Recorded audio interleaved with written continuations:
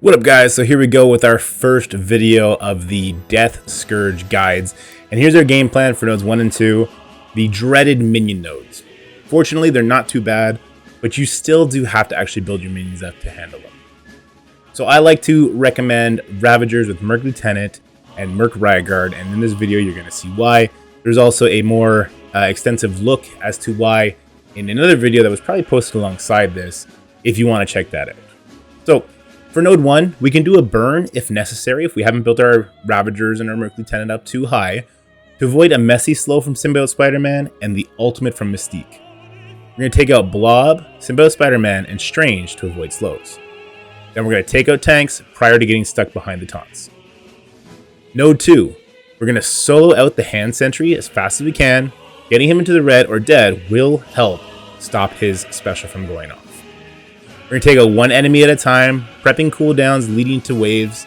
Here's a tip. Wave 2 spawns when there's one enemy left, and Wave 3 spawns when there are 0 enemies left. Let's go ahead and get into the nodes. Let's look at Scourges in use real quick. We have absolutely every single Scourge turned on except for the health modifiers. In this video, I even have Zombification turned on, though we will have Zombification turned off for the rest of the guide videos. So here's node 1.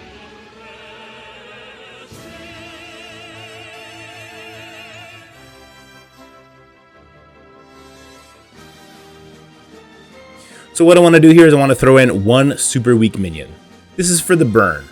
Not everyone is going to have to do a burn here, but it can help pull some cooldowns. You might need to use more characters spread out if you're using level 1 minions, just to make sure you survive up until the Mystique Ultimate. This will prep the other enemies to have their abilities up, such as Symbiote Spider-Man Ultimate, but that's not the end of the world. The Mystique Ultimate is what can get you killed. But if you do have one minion around level 50, gear tier 10 or so, that character will actually survive on difficulty 8 all the way to this point.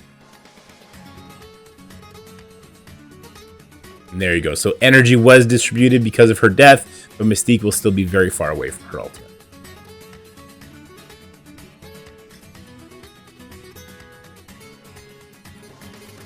And now we're going to go in with our main team.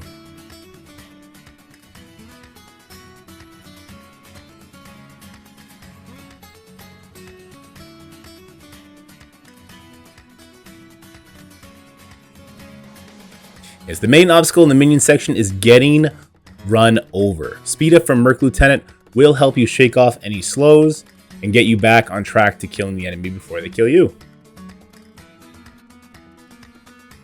So this blob can be very annoying, and because I know Strange is going to use his revive on his first turn, I actually want to kill Blob first because he's just going to come back.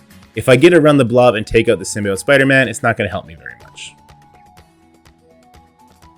Ravager Bruiser is absolutely broken with his special. He can just rip buffs off enemies, even tanks, with very, very high resistance, and this can help you get those very quick kills.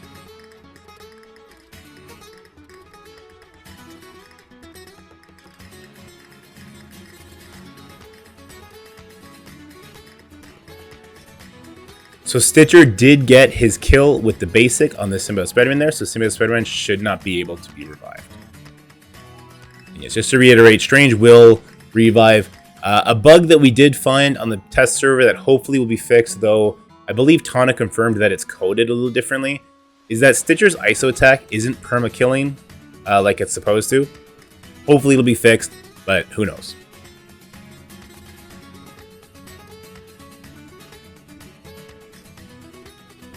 Alright, so now Blob is gone for good. We turn our attention to Strange before he revives anymore, and let's take him out. Whenever I get the chance, I will avoid killing the enemies who have revived once until it's Stitcher's turn. And then I like to use his basic to make sure they get killed. One thing you need to do to accomplish this, though, is to pull off any death proofs. Bruiser is great for that, especially him as a skirmisher, as is Boomer. And then as you see right there, Stitcher can come in and get the love tap to finish it off.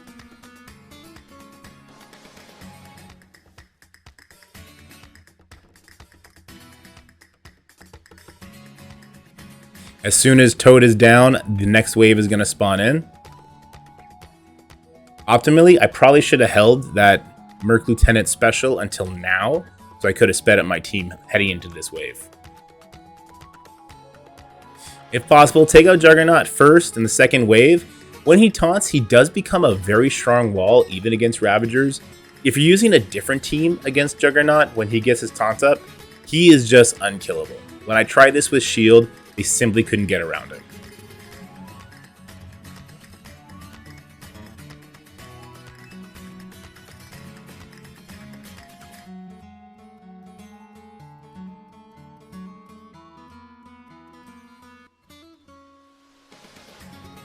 Because I want Juggernaut killed, I actually deviate and go over to Magneto, stalling for my Stitcher to get his attack up.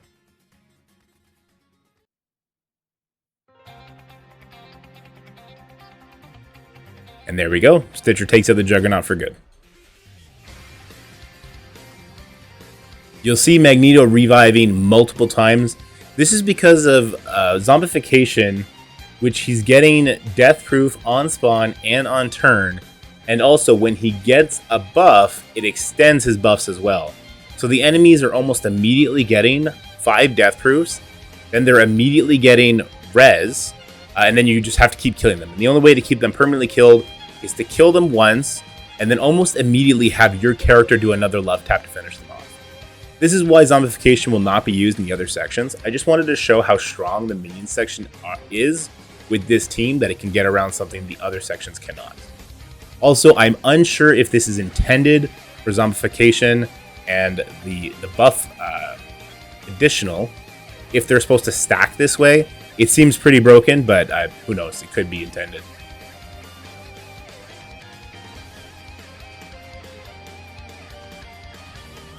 And as you can see, we're just now down to 2 Mystiques. We'll take a little bit of time to get through them, but once we get the buffs off, it's not too bad. We want to head into the next node, preferably with everything up, but it's not super necessary. It's also just not hard to get it up. The next node is far more difficult than this node, so be prepared to maybe shave a couple Scourges off to get through it if you only have the one team. I have a secondary team in Shield, so I'm able to use them to take out maybe 1.5 waves of the second node.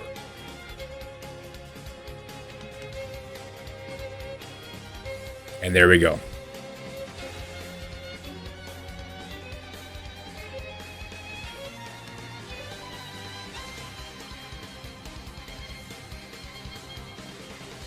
And now moving on to node 2.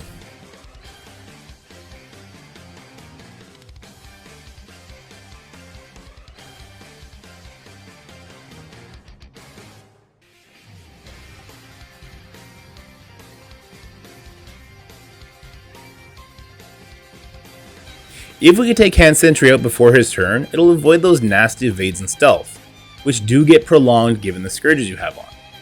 If you can't take him out, but you can at least drop him into deep red, he will not do his special.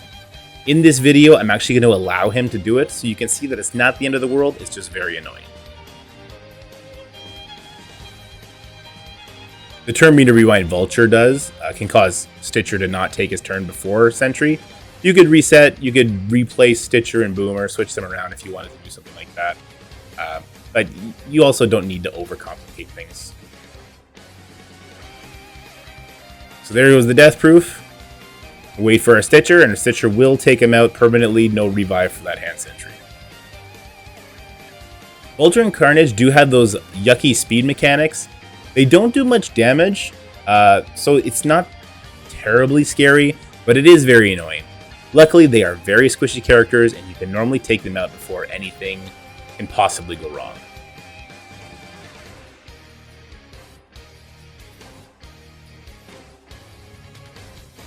There we go, and we now have Rhino taken care of. We'll turn our attention to Vulture. He is definitely the squishier option between himself and Carnage.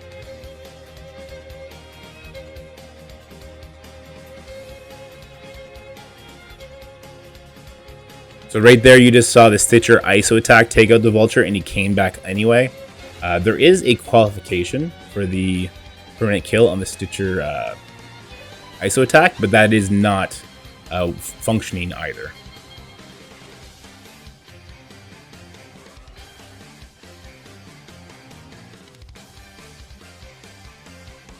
And once we are down to one enemy remaining, the next wave will spawn in. If you can help it, try and set it up so your Merc Lieutenant is taking his turn right as this wave drops in. Domino and Negasonic are very squishy, similar to Carnage and Vulture. If you get the opportunity, I like to take out Negasonic right away before she does her annoying ult. But if you can't get through that barrier in time, you could also take out the Domino. Again, the Stitcher ISO attack takes out Negasonic, but she does come back.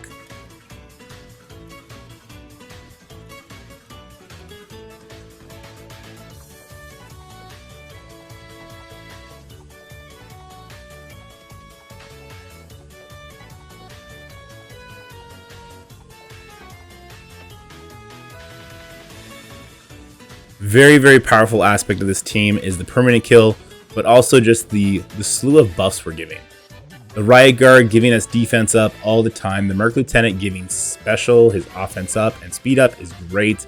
It really helps us get through a character like Phantom X before anything bad happens. You top it off with Ravager special, just stealing buffs like you just saw him take everything off that Phantom X. The Ravager team with Mercs definitely has more tools at their disposal, as well as better stats, better rework stats than characters like Aim, Shield, Kree. I'm not sure how Hand would do with their new stats, but I imagine they still wouldn't be quite as potent as the Ravager team. And this last wave does only drop when there is no enemies remaining.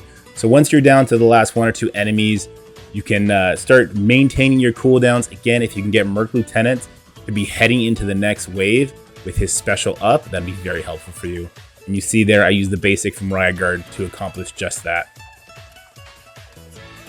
So Merc Lieutenant gives us speed up right away.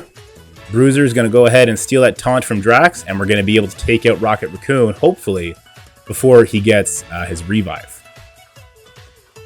We do just that. Again, we sacrifice more defense up from the Riot Guard by using his basic. So just speaking a little bit on Shield, they lack the defense up and speed up to beat this wave, especially with this many Scourges on, and at difficulty 9. So right now we're doing difficulty 8, but yeah, difficulty 9 Shield just didn't hold up. And although there are some hero mutants, we're not going to be using them later on in the Scourge, so don't worry about saving any cooldowns if you did go the hero mutant route, or sorry, hero minion route. You're not going to be needed. Just a little bit of recommendations for difficulty 8 with lots of Scourges. I do suggest building up to around level 80 gear tier 14, probably with 0 T4s. And difficulty 9 with lots of Scourges, you probably want to go all the way up to 80, gear tier 15 with some essential T4s. You can see the T4s I recommended for this team in the video I posted earlier about Ravagers being the best minion team.